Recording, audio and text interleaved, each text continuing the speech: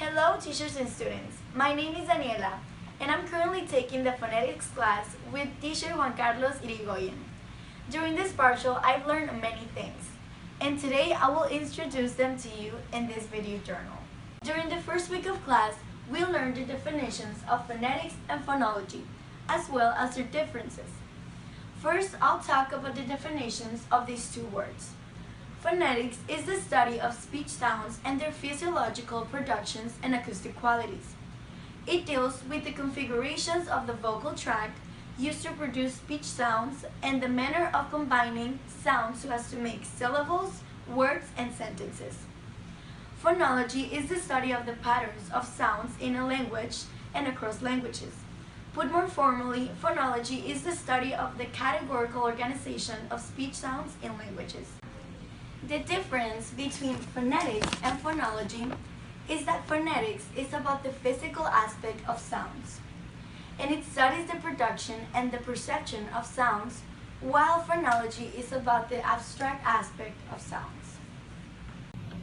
A week later, we were introduced to the speech system, which is the base of phonetics and the most important part of it, because it's what defines how we make the sounds of our speech. In this picture, we can see the speech system and its different parts. Also, we can see where each one of these parts are located. First, we have the alveolar ridge that is located right here. We have the nasal cavity that is all this part right here. We have the nose. These ones are the lips, the tongue tip. These are the teeth. This is the tongue back. This is the tongue blade. All of this is the palate. This part right here is the oral cavity. This is the velum. This one right here is the uvula. This is the pharyngeal cavity. This one is the epiglottis. And this part is the larynx. During the last few weeks, we have also learned the different sounds that one can make with the speech system. For example, we learned the V and the B, the and the E, the V and the V, the ch and the sh, and the N sounds. First, I will explain the first set of sounds, which are the V and the B. The V sound is created by holding the jaw nearly closed. The upper backside of the bottom lip is pressed very lightly into the bottom of the top teeth. Air is pushed out the mouth between the top teeth and the upper backside of the bottom lip. Some examples of words that include this sound are vegetables, violence, and very. The B sound is created by preventing air to leave the vocal tract by closing the tips. The sound is aspirated when the air is released, and some words that include this sound are ballerina, but, before, and bicycles. Now I will explain the and the E sound. The sound is pronounced by slightly opening your mouth, spreading your lips, and relaxing them. Raise your tongue high in your mouth and push it to the front. The is a relaxed sound.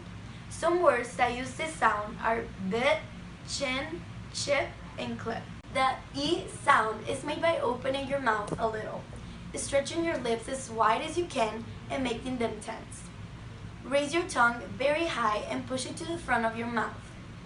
The E is a tense end sound, so your lips and tongue should be tense. Some words that use this sound are bean, beet, cheese. Next, we have the V and the V sound. These sounds are the only pair of English sounds that share a single common spelling. The only difference is that the V sound is unvoiced and the V sound is voiced. These sounds are nearly identical. The tips of the tongue is placed behind the top front teeth. The friction occurs between the top of the tongue and the top front teeth. These lips are kept relaxed during the production of both sounds. Some examples of the V sound are thanks, theme, and threat. Some examples of the V sound are that, the, and them. Another set of sounds that I learned during the first partial are the ch and the sh sound. The ch sound is unvoiced, and to create it, the air is briefly prevented from leaving the vocal tract when the tip of the tongue presses against the upper side teeth. Some examples of words that include the ch sound are chair, change, and child. The sh sound is also unvoiced, and to create it, the air is forced between a wide groove in the center of the front of the tongue and the back of the tooth. The lips are kept tense, and the words with the sh sound could be she, shoe, and short. The last sound of the partial was the n sound. This sound is created by blocking the air from leaving the mouth by pressing the tip against the tooth ridge and the sides of the front of the tongue against the side teeth. The soft palate drops, allowing air to pass out through the nose. The sound is voiced, so the vocal cords vibrate while producing it. Some words that use this sound are name, noise, and neighbor. Well, those are the things that I learned during the first partial. I hope this video journal was helpful for you as it was for me. Thank you for your attention. See you later.